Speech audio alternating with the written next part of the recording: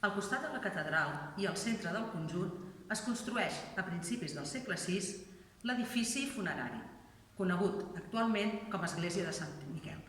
Presenta una planta centralitzada amb creu grega inscrita i un absis sobresortint al cantó est. Les cares nord, sud i oest presenten un corredor funerari i 3 portes d'accés al mateix.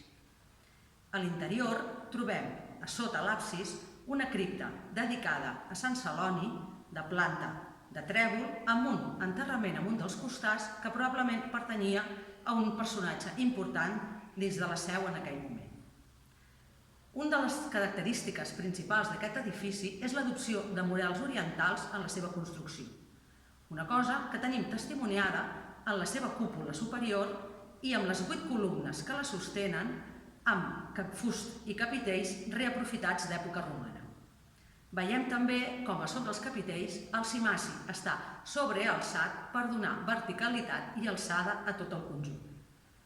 L'edifici es decora amb pintures que trobem localitzades a l'absis i que són contemporànies en el moment de la construcció.